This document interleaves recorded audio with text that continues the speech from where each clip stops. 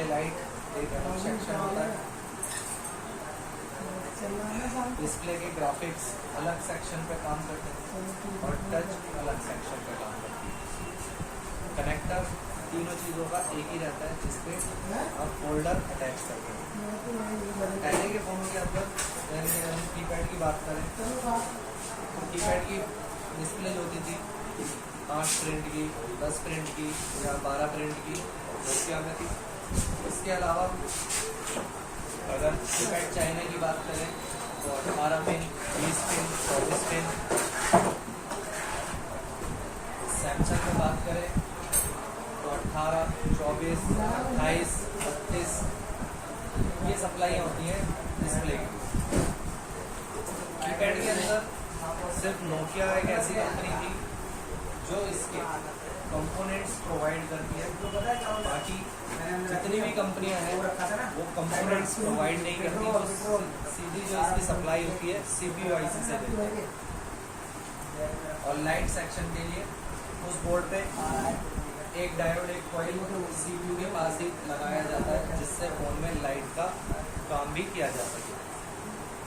Android phone के अंदर अधिकतर फ़ोनों में आपको इसके ट्रैक देखने को मिल जाएंगे, लेकिन बहुत सी कंपनी ऐसी भी हैं जो सस्ते फ़ोन बनाने के चक्कर में कंपोनेंट्स ज़्यादा यूज़ नहीं करती और सप्लाई सीधा CPU IC से दे दी जाती है।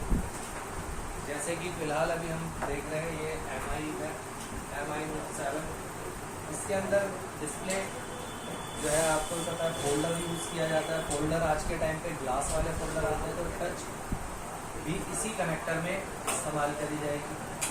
बाकी अगर इससे छोटे मॉडल देखते हैं हम, जैसे MI Note 3, Note 4, 5A, 6A, 7A, 8A, तो जो इसकी 8 सीरीज़ है ये सस्ते फ़ोनों में आती है। इसकी अंदर जो है टच अलग से लगी हुई रहती है, तो उसमें टच कनेक्टर अलग से पाया जाता है। जैसे मैं दिखा देता हूँ,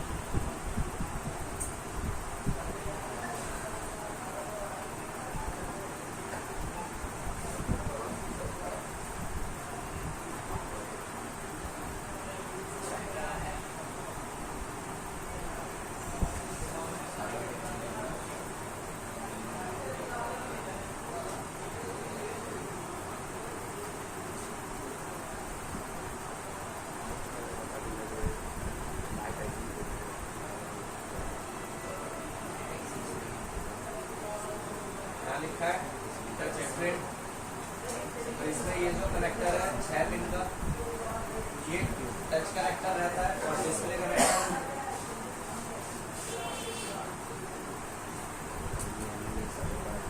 ये रहा। तो डिस्प्ले कनेक्टर अलग है और टच कनेक्टर अलग है, तो जाहिर सी बात है इसमें टच और डिस्प्ले अलग अलग कनेक्शन पे लगाई जाती है। वहीं अगर हम बात करें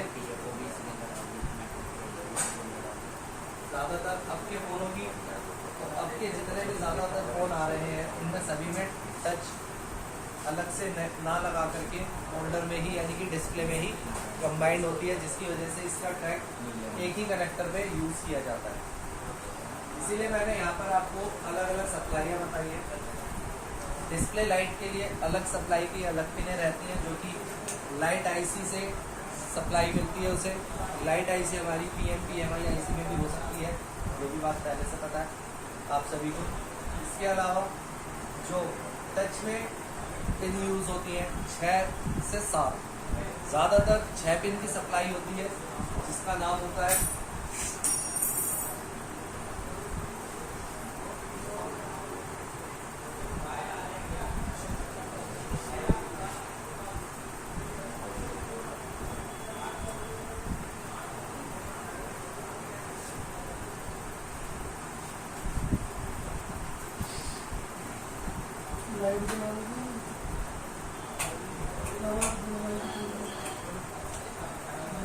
INT यानी कि इनपुट, RST मतलब रीसेट, CL के मतलब क्लॉक, VT मतलब डाटा, VRES मतलब वोल्टेज और एक ग्राउंड। ज़्यादातर फ़ोनों में यही सप्लाई रहती है। इसके अलावा आजकल के कुछ फ़ोनों के अंदर देखने को मिलता है कि इसमें टच में 7 सप्लाई होती है, जिसमें आईडी की पिन भी शामिल होती है, आइडेंटिफिकेशन होती है, जो कि आजकल के कई हैंडसेटों में पाई जाती है। इसके बाकी के जो बचते हैं वो हमारे ग्राफिक्स के लिए इस्तेमाल में आती है। तो फिलहाल हम बात करते हैं डिस्प्ले ग्राफिक्स, क्योंकि तीनों सेक्शन एक साथ नहीं पढ़ाए जा सकते, तीनों टॉपिक अलग अलग हैं जिनका इस्तेमाल हम अलग अलग क्लासों में करेंगे। तो सबसे पहला जो है अभी डिस्प्ले ग्राफिक्स, कब किस सिचुएशन में और क्या क्या करता है। कस्टमर का फ़ोन आपके पास आता है, कोई भी हैंडसेट आपके पास आता है, ऑन करते हैं, ऑन करने पर ग्राफिक्स नहीं आते, डिस्प्ले वाइट आती है। डिस्प्ले वाइट आने पर क्या करा जाएगा? सबसे पहले तो एंड्रॉयड फ़ोन है तो कनेक्टर को पेट्रोल से वॉश करेंगे, अच्छे से क्लीन करेंगे उसे। कनेक्टर में बिल्कुल भी एक भी पिन पर कार्बन ना दिखाई दे। दूसरा, कनेक्टर को फिजिकली चेक करेंगे कि कोई भी पिन डैमेज तो नहीं है। अगर एक भी पिन डैमेज है, चाहे फोल्डर की या बोर्ड पे लगे डिस्प्ले कनेक्टर की, तब भी ग्राफिक्स नहीं आते हैं। इस सिचुएशन में या तो कनेक्टर चेंज करिए या जंपर लगा कर। अगर पिन टूट गई है तो प्रिंट वहाँ पे बाकायदा रहता है, जैसे कि यहाँ पर आप देख भी सकते हैं। अगर मैं यहाँ से कनेक्टर रिमूव कर भी दूँ तब भी उसके सभी प्रिंट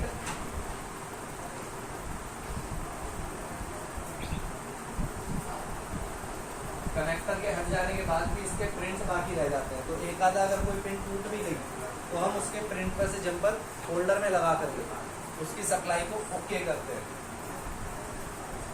अगर इतना भी करते हैं प्रॉब्लम सॉल्व हो जाती है। इतने के बाद भी अगर प्रॉब्लम सेम है, फोल्डर अभी भी ब्लैंक आ रहा है, तो इस कंडीशन में हमारे को फोल्डर चेंज करके चेक करना है। शॉप पे जाएंगे, चेंज करेंगे। अगर एक फोल्डर वहाँ पे ब्लैंक आ रहा है तो ये हो सकता है कि उसकी डिस्प्ले का वर्जन मैच भी नहीं करता। बहुत बार ऐसा होता है हर डिस्प्ले को, चाहे आप कीपैड की डिस्प्ले देख लीजिए, चाहे आप एंड्रॉयड की डिस्प्ले देख लीजिए, सभी के ऊपर वर्जन लिखा रहता है।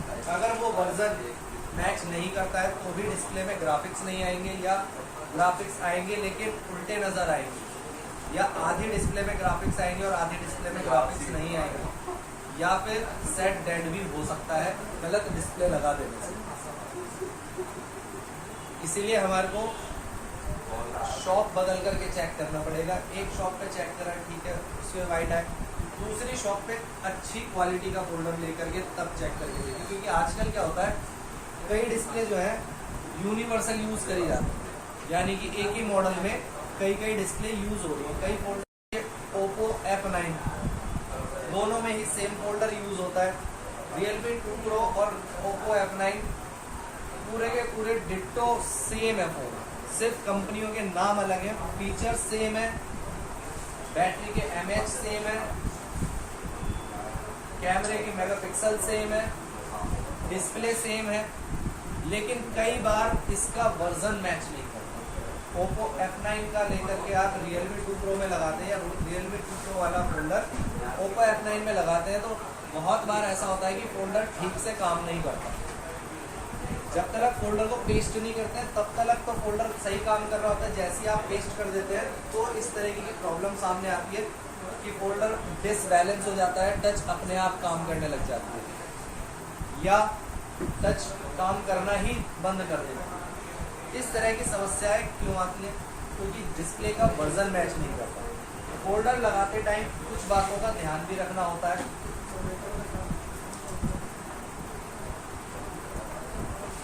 अब आप ये देखिए कि जब कंपनी से फोल्डर लगा हुआ आता है तो यहाँ पर आपको गैप मिलता है शीशे का, दिख रहा है ना ग्लास पे गैप, डिस्प्ले यहाँ पे है, गैप यहाँ पे, तो इतना गैप मिलता है कि आप फोल्डर को ग्लू लगा करके इजीली रख सकते हैं। क्योंकि अगर इस लेंस में आपकी ग्लू चली गई तो भी टच काम करना बंद कर सकती है और डिस्प्ले ब्लैंक भी हो सकती है। तो आजकल के जितने भी फोल्डर आ रहे हैं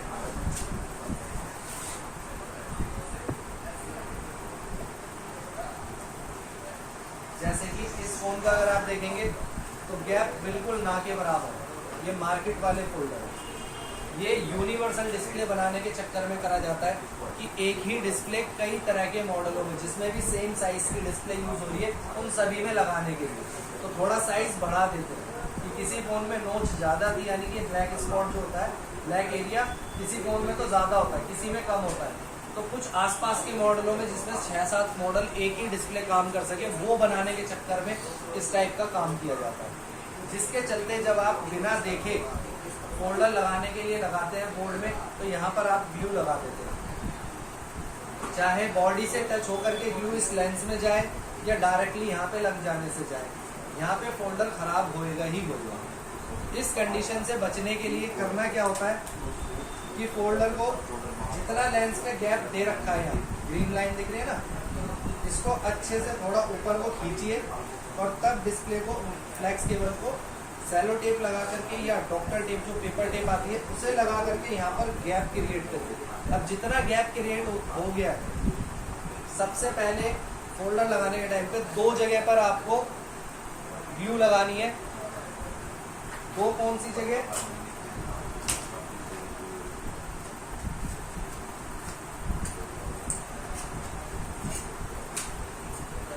एक जहां पर कैमरे की नोच होती है कई बार आप लोग क्या करते हो कैमरे पे ग्लू ना लग जाए इसके डर से आप यहाँ पर ग्लू ही नहीं लगाते तो फिटिंग सही नहीं आती। दूसरा कैमरे के पास ही अगर आप देखेंगे तो यहाँ पर दिख रहा है वो छोटा सा ये होता है यहाँ पर प्रॉक्सिमिटी सेंसर के लिए आप लोग यहाँ पर भी ग्लू नहीं लगाते इस डर से कि इस पे ग्लू लग जाएगी तो आपका सेंसर काम करना बंद कर देगा। अरे भाई अगर यहाँ ग्लू नहीं लगाओगे तब भी वो काम नहीं करेगा क्योंकि यहाँ पर जो है गैप रह जाएगा पेस्टिंग तो करी नहीं है आपने तो गैप रह गया तो गैप रह जाने से भी ये काम नहीं करेगा। तो इसके लिए थोड़ा सा तसल्ली से काम करने के लिए मदरबोर्ड को हटा दीजिए। मदरबोर्ड को हटाने के बाद कैमरे पे कोई डर नहीं रहेगा तो जितना एरिया मिल रहा है पतली सी लाइन ग्लू की लगा दीजिए। दूसरा कि इसके एरिया पे भी जितना गैप आपको मिल रहा है सिर्फ उतनी ही एक पतली सी लाइन लगा दीजिए। उसके बाद बाकी सब जगह पर नॉर्मल लगाइए। फिर आपको नीचे बॉटम साइड पे अगर आपके फोल्डर में ज़्यादा गैप नहीं दिया गया बहुत कम गैप मिल रहा है फ्लैक्स केबल काफ़ी बाहर को आ रही है तो कोशिश ये करिए कि यहाँ पर जितने जगह पर फ्लैक्स आ रही है वहाँ पे बहुत पतली लाइन से आपको ग्लू लगानी है। बाकी सारी जगह पर थोड़ी सी हार्ड लगा सकते हो लेकिन इन 2 जगहों पर ग्लू लगानी जरूर है बेशक कम लगाएं। इससे क्या होगा एक तो फोल्डर उठेगा नहीं क्योंकि पूरी सपोर्ट तो उसे साइडों से मिल जाएगी जो हल्की बहुत मिलनी होती है यहाँ से वो मिलती रहेगी। दूसरा यहाँ पर भी आपके कैमरे में डस्ट जाना बंद हो जाएगा क्योंकि डायरेक्टली डस्ट जाने लग जाती है तो भी कैमरे खराब हो जाते हैं या डस्ट जाएगी तो कुछ ही दिन बाद आपने जो पेस्टिंग करी है वो उतर जाएगी क्योंकि धीरे धीरे जैसे जैसे डस्ट बढ़ती चली जाती है वो ग्लू को हटाती चली जाएगी। थोड़ा बहुत भी ग्लू जाएगा मॉइस्चर जाएगा डस्ट जाएगी और मॉइस्चर जाएगा तो ग्लू अपने आप फोल्डर से चिपकर छोड़ती चली जाएगी और कुछ दिन ऐसे होगा कि हफ्ते 10 दिन में ही फोल्डर बाहर होगा तो आपके काम पर ही कस्टमर को सेटिस्फेक्शन नहीं मिलेगा तो दोबारा नहीं आएगा। एक बार को उस टाइम तो काम करवाने आएगा क्योंकि गलती आपकी है भाई फोल्डर ढंग से नहीं लगाया आपने आपसे लगवा तो जाएगा दोबारा भी उसको लेकिन ना तो पैसे देगा और ना ही आगे कभी आकर के आपसे कभी दोबारा काम करवाएगा। तो इसके लिए 5 मिनट बेशक एक्स्ट्रा लग जाए लेकिन काम परफेक्टली करके देगा ठीक है ना।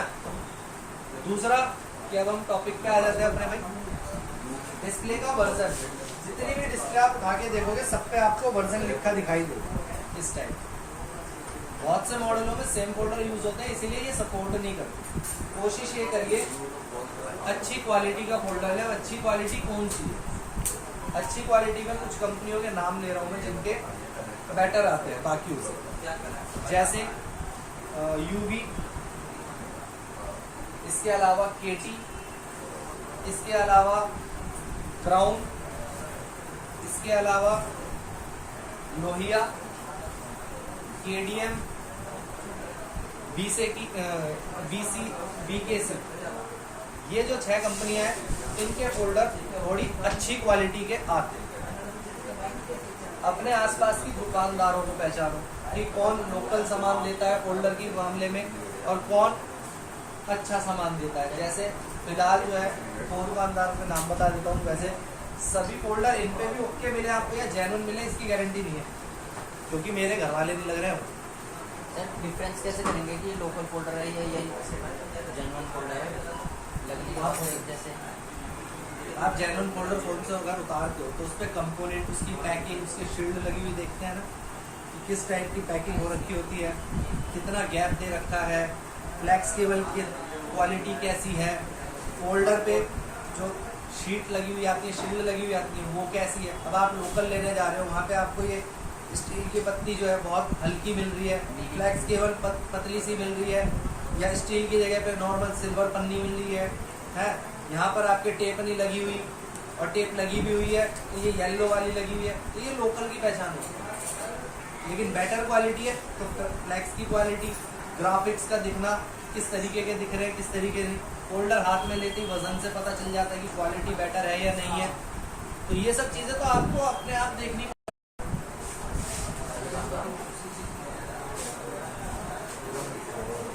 ये दिख रही है ना कॉपर की टेप, तो ये टेप कहाँ लगी हुई है? हाथ से बाहर। अगर ये टेप बिल्कुल अंदर तलक लगी हुई है या इस पे सिल्वर की कपड़े वाली टेप लगी हुई है तो वो जेन्युइन का फील होता है, यानी कि वो क्वालिटी जो है वो जेन्युइन क्वालिटी में है। तो ये चीजें आपको देखनी होगी, ठीक। तो आपको ये चीज चेक करके देखना है। सेट फोल्डर लगाएंगे, फोल्डर ओके हो जाएगा। इतना करने के बाद भी अगर फोल्डर पे ग्राफिक्स नहीं आते हैं तो अब काम करेंगे हम ट्रैक पर।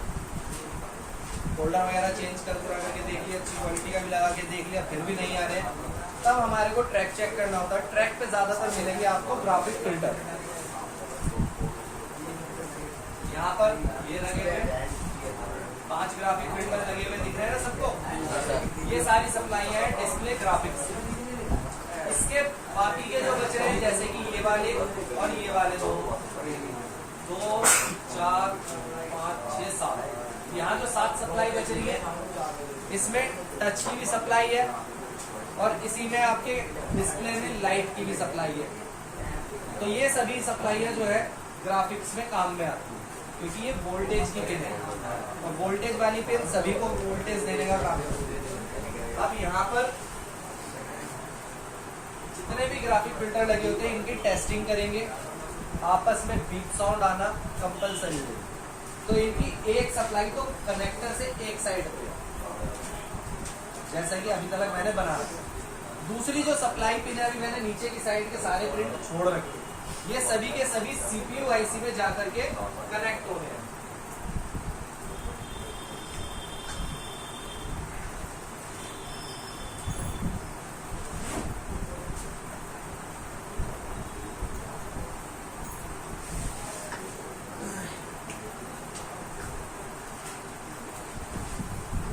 ये रही कनेक्टर से सप्लाई ग्राफिक फिल्टर पे। ग्राफिक फिल्टर से होते हुए ये सप्लाई सारी की सारी बिना कहीं बीच में कोई कंपोनेंट दिख रहा है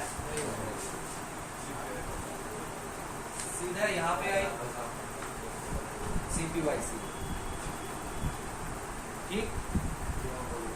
तो ज्यादातर फोनों में आपको इसकी प्रॉब्लम देखने को मिलेगी कि इसके पास में कोई भी एक कंपोनेंट डैमेज होया हुआ दिखाई देगा। जो भी कंपोनेंट आपको डैमेज दिखता है उसे ग्राउंड से चेक कर लीजिए। कंपोनेंट पहचान में आए ना आए कोई बात नहीं, सिर्फ ग्राउंड से चेक ये कर लीजिए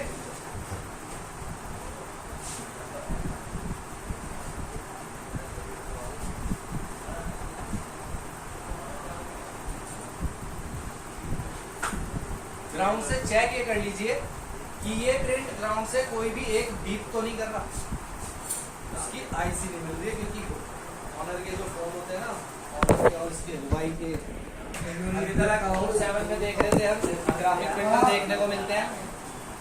MI 4 जो इसका सस्ते वाला फोन होता है।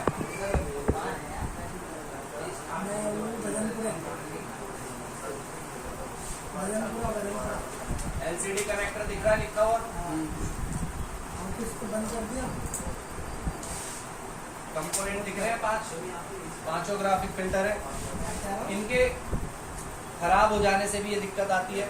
दूसरा कि मैं यहाँ पर आपको बता रहा था कि कंपोनेंट के बारे में अगर नहीं भी पता है तो कैसे रिपेयरिंग करेंगे। मल्टीमीटर कंटिन्यूटी पॉइंट पे रखा, कंपोनेंट के प्रिंटों से गैप तो मेंशन कर लोगे ना कि भाई कंपोनेंट किस शेप में लगा होगा, कि हॉरिजॉन्टल लगा या वर्टिकल लगा हुआ है, इतना तो देख के पहचान ही जाओगे, क्योंकि इतना बड़ा कंपोनेंट तो होगा नहीं पतले से प्रिंटों में, होगा इतना ही। तो यानी कि ये एक प्रिंट बनेंगे और ये एक प्रिंट बनेंगे, ठीक, राइट। मल्टीमीटर को कंटिन्यूटी पे रख करके रेड प्रॉप जो है ग्राउंड पे रखी, ब्लैक प्रॉप से प्रिंट को चेक करा, यहाँ वैल्यू मिल रही है और यहाँ कुछ भी नहीं मिल रहा, यहाँ चेक करा कुछ भी नहीं मिल रहा, यहाँ चेक करा कुछ भी नहीं मिल रहा। अगर ऐसा आ रहा है, वरना सिर्फ इतना ही मान लो 2 प्रिंट हो गए, एक पे वैल्यू और एक पे कुछ नहीं आ रहा, तो आपको सीधा सा करना ये है कि इस पे जंपर लगा, निकाल के लगा दो, लगे वो मर्जी आप। लेकिन यहाँ पे अगर ऐसी कंडीशन मिल रही है कि एक सिरे पे वैल्यू मिल रही है और दूसरे पे कुछ भी नहीं मिल रहा, सिर्फ इसी कंडीशन में जंपर लगा रहा है, ये नहीं कि कुछ और कंडीशन आ रही है लिया जंपर मार दिया, सॉल्यूशन नहीं होगा उससे। सिर्फ ये है कि एक साइड पे वैल्यू मिल रही है, दूसरी साइड कुछ भी नहीं मिल रहा, तब जाकर के आपको यहाँ पे सिर्फ जंपर लगा देना, आपका आधे से ज्यादा सॉल्यूशन हो जाएगा। इसे बोला जाता है सीरीज, जो कि आपने पैरेलल सीरीज पढ़ा है, तो सीरीज में यही बोला गया, सीरीज में जंपर लगा दो। अब यहाँ पर क्या सीन था, तो भाई जब आपने यहाँ पे ये इंटरनल इस टाइप से जुड़ा हुआ, जब आप इस वैल्यू को यहाँ पे पहुंचाओगे तो यहाँ पर नो वैल्यू की जगह वैल्यू आ जाएगी और यहाँ पर भी वैल्यू पहुंच जाएगी।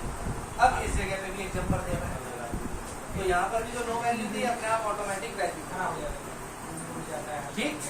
तो इस तरीके से आपको करना होता है। अगर ग्राफिक प्रिंटर की बात करी जाए तो ग्राफिक प्रिंटर इस टाइप से लगे हुए हैं, इसमें सीधा सीधा बस, अगर ग्राफिक प्रिंटर टूट जाए, चटका हुआ मिले या गायब मिले इसकी जगह से, सीधा सीधा जंपर मार देना, प्रॉब्लम सॉल्व हो जाएगी, जैसे यहाँ पर प्रॉब्लम सॉल्व कर रखी है।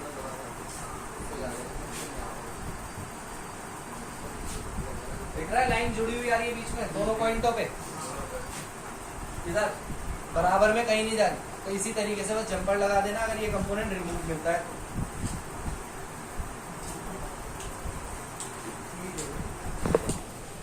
जिस फोन में कंपोनेंट नहीं होंगे बंद कर,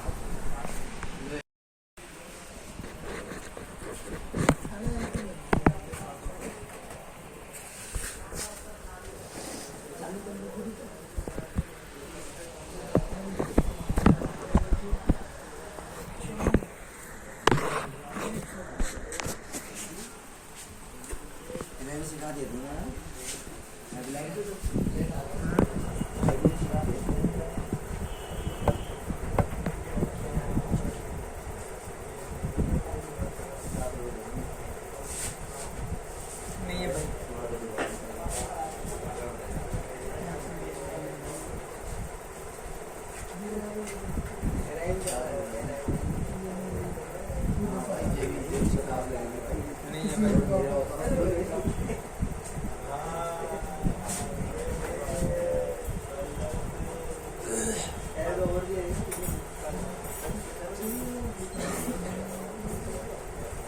थोड़ी लगी हुई निकल नहीं रहा।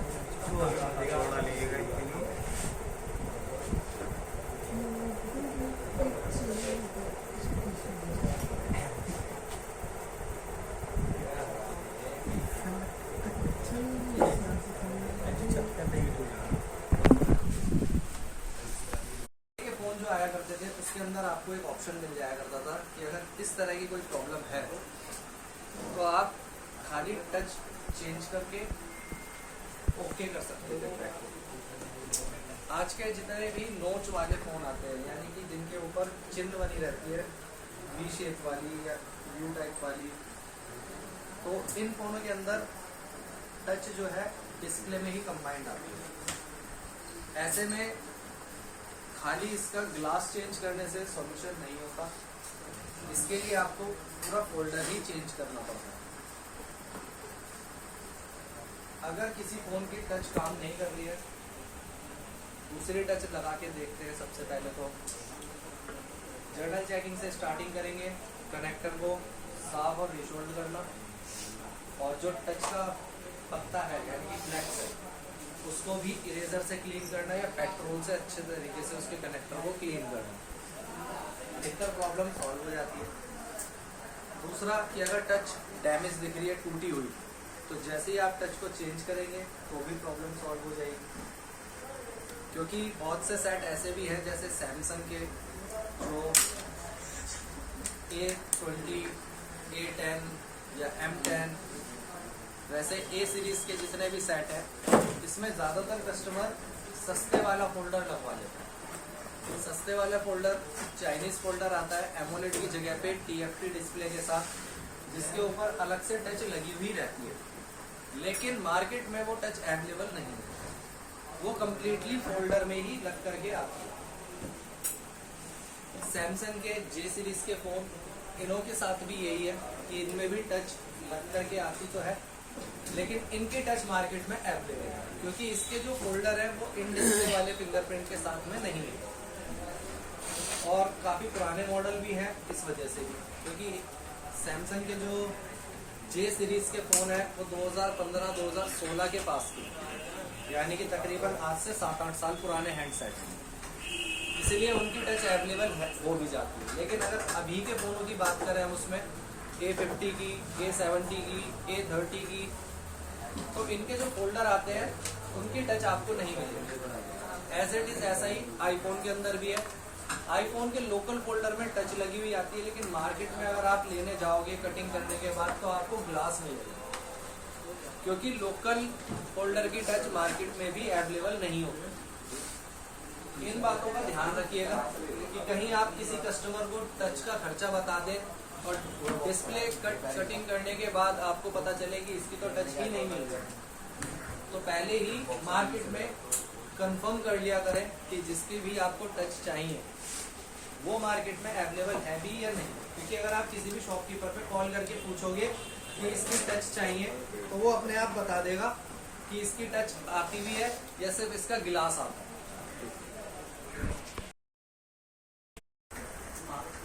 वो कागज से क्लियर है ना कि कभी आ रखी है तो टच चेंज करने से पहले शॉप पे आप एक बार पता कर लेंगे।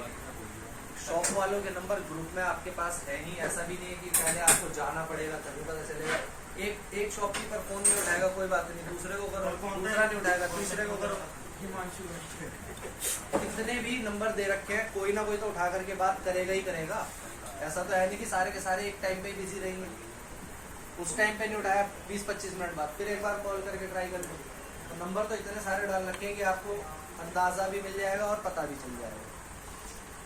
ठीक है, अगर फिर भी नया फोल्डर लगाने पर या नई टच लगाने पर भी टच काम ना करे, तब हमारे को इसके ट्रैक चेक करने होंगे। टच के ट्रैक जो है इसमें से 4 ट्रैक इसके CPU से आते हैं, एक ट्रैक पावर IC से रहता है और एक ग्राउंड रहता है। 6 पिन की टच होती है ज़्यादातर जितने भी सभी मॉडल में देखिए।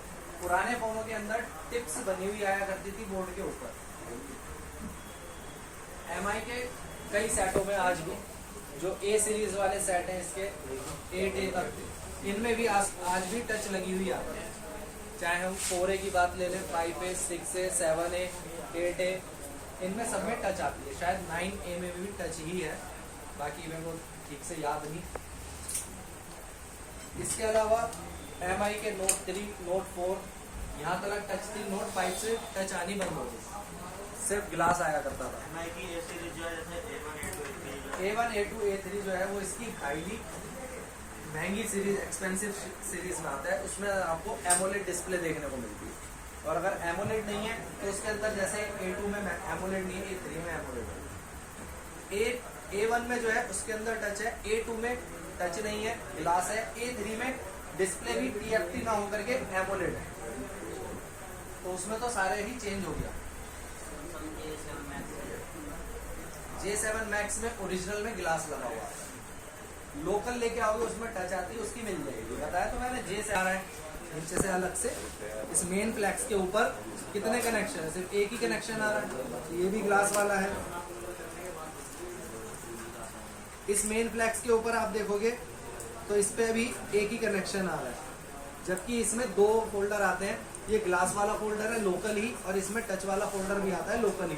तो उसमें आपको यहाँ पर एक कनेक्टर देखने को मिल जाएगा, वरना 6 प्रिंट जो है आपको यहाँ पर अलग से देखने को मिल जाएंगे टच के लिए। देखता हूँ मैं अगर लोकल कोई फोल्डर मेरे को मिलता है टच वाला, क्योंकि फिलहाल तो ये जो सारे उतारे हुए हैं सब के सब फोन ओरिजिनल के हैं, क्योंकि यहाँ पर अगर आप देखोगे तो 2-2 पत्ते हैं, 2 फ्लैक्स हैं। ये ओरिजिनल एमोलेड होने के बावजूद इसके अंदर होती तो डिस्प्ले में ही है टच, लेकिन आपको इसके फ्लैक्स के ऊपर अलग से एक कनेक्शन देखने को मिल जाता है।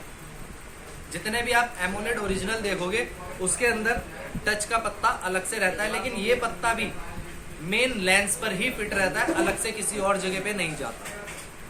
ठीक है, जो सुपर एमुलेट है उसमें दिखाना J6 सब में same same as it is ऐसा इसमें 2 हाथ में ना लग जाए। करके देख ली, और टच चेंज करते टाइम भी ये नहीं कि एक ही शॉप पे चेक करा और वहीं पे आपने रिजल्ट को फाइनल कर दिया। कई बार होता है कि वर्जन मैच नहीं करता फोल्डर का, या कई बार होता है कि टच मैच नहीं करती वर्जन के हिसाब से, तो इसीलिए दुकान भी बदल कर एक बार चेक कर लो। ऐसा नहीं है कि एक ही शॉप पे आप बंद करके यकीन करें कि हाँ इसका जो टच का वर्जन है वही उसमें कंपनी ने लगा के दिया होगा, ऐसा भी नहीं होता। तो आपको शॉप के भी चेंज करके देखनी है कि शॉप एक से ना लेकर के दूसरी शॉप की दूसरी क्वालिटी होगी, दूसरा वर्जन होगा, कई बार वो मैच करके चल जाते हैं। इसके अलावा अगर हम टच की कनेक्टिविटी चेक करना चाहते हैं तो टच पे आपको जिसमें फ्लैक्स केबल वाली टच लगी हुई होगी, इसमें तो 6 पिन की सप्लाई देखने को मिलती है। और जो ग्लास वाले आप देखते हैं, यानी जो मैंने अभी बताया पहले की बजाय आज के जो फोन आते हैं इनके अंदर 6 से 7 सप्लाई देखने को मिलती है। इनके अंदर एक आईडी की पिन और सेंस करने के लिए अलग से लगाई जाती है। अब इसमें अगर आप देखोगे तो यहाँ पर टच का कनेक्टर ये रहा। टच कनेक्टर पे आप 5 नंबर की पिनों पर तो सप्लाई देख रहे हैं, एक पिन को छोड़ रखा है जो कि ग्राउंड होती है, जिसमें से कि सबसे पहले वाली पिन जो है रेड कलर की हो रखी है, ये है आपकी वीरेज। वीरेज मतलब वोल्टेज। अगर हम यहाँ पर देखेंगे तो कंपनी ने बोर्नियो ने आपको यहाँ पर सिर्फ 4 ही पिन की सप्लाई दे रखी है, 5वें पिन की सप्लाई बना तो रखी है लेकिन उसका नाम नहीं दे रखा है। क्यों? क्योंकि वो वोल्टेज पिन की है। यहाँ पर इसमें सिर्फ सीपीयू से आने वाली सप्लाईयों के बारे में बता दिया है, जो पावर आईसी से सप्लाई आ रही है उसके बारे में नहीं बताया, लेकिन यहाँ पर डायग्राम में आपको उसका पूरा सर्किट दे रखा है। इसके अंदर हमेशा आपको एक एक पैरेलल कंपोनेंट देखने को मिलेगा। पैरेलल तो कंफर्मली मिलेगा ही मिलेगा। इसके अलावा 2 लाइनों के ऊपर आपको रेसिस्टेंस देखने को मिलेगी जो कि 2 किलो ओम के आसपास की होगी, या तो 2 किलो ओम की या 2 किलो ओम से थोड़ा सा एक्स्ट्रा। इसकी जगह पर अगर आप जंपर लगा करके चलाने की कोशिश करते हैं तो टच थोड़ी देर काम करेगी फिर रुक जाएगी। तो इसके लिए यहाँ पर आपको जंपर लगाने की बजाय एक रेसिस्टेंस चेंज कर देना 2 किलो ओम की, वो ज्यादा बेटर रहेगा। अब जितने भी टच के फोन आते हैं इसके ट्रैक आपको डायरेक्टली नहीं मिलेंगे, वो मिलेंगे सिर्फ और सिर्फ बोर्नियो से। बोर्नियो के अलावा किसी और में नहीं मिलेगा। ठीक, सबसे पहली सप्लाई वीरेज जो कि आपके यहाँ पर डायोड और एनपीसी से होते हुए आती है।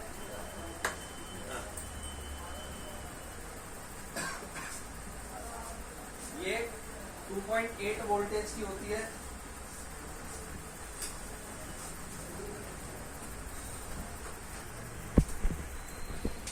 .2 किलो ओम।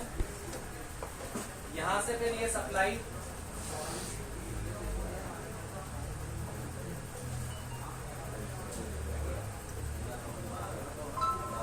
यहाँ पे बदल जाती है 1.8 में, क्योंकि अभी तक एक ही सप्लाई निकली थी लेकिन 2 रेसिस्टेंट में जाने के बाद 2 में बट गई। 2 तरफ सप्लाई होने के बाद एक बन जाती है 2.8 की और एक बन जाती है 1.8 की, जो कि यहाँ पर आपके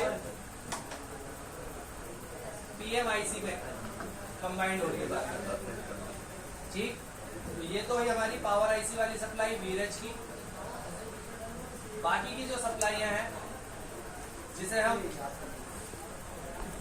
रीसेट, इनपुट, डेटा और क्लॉक, इस नाम से जानते हैं। ये सभी सप्लाई है डायोड पे से होते हुए।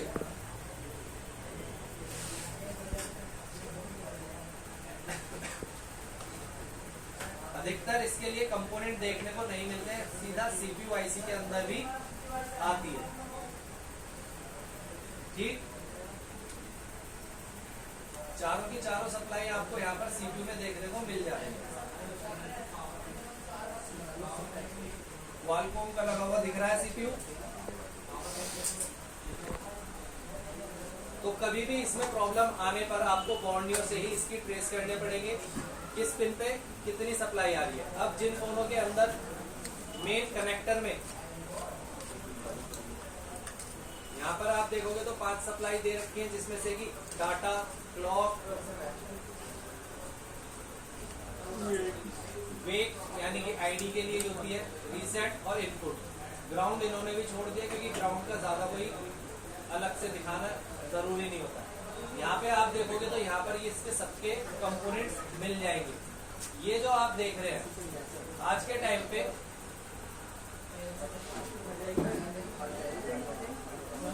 डायोड नए टाइप का देखने को मिलता है। डायोड पहले के मुताबिक आज चेंज इसलिए मिलता है क्योंकि इसे टीवीएस डायोड बोला जाता है, two way circuit diode. TVS diode का मतलब टू वे सर्किट डायोड होता है, जो कि 3 पिन के डायोड को बोला जाता है। आप इधर चार्ट पर भी देखोगे तो इधर भी आपको मिल जाएगा।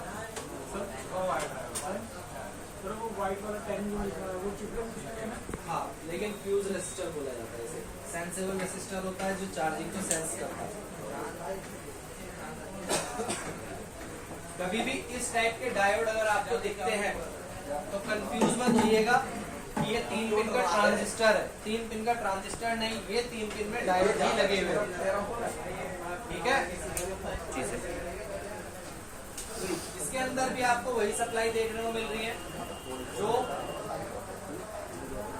6 पिन वाले में थी, जिसमें से कि इसकी सभी सप्लाईयां 5 की 5 यहाँ पर है, और जो 6ठी पिन की सप्लाई है वो यहाँ पर आपको वीएच पे देखने को मिल रही है, जो कि 2.8 और 1.8 की सप्लाई यहाँ पर पहुंचेगी। ठीक है, कभी भी टच का अगर सॉल्यूशन करना है तो वो सिर्फ अभी आप बॉर्नियो से ही कर सकते हैं। बिना बॉर्नियो के टच के कनेक्टर के सॉल्यूशन पॉसिबल नहीं है। क्लियर है? 2 पिन पीएमआईसी में जो बाकी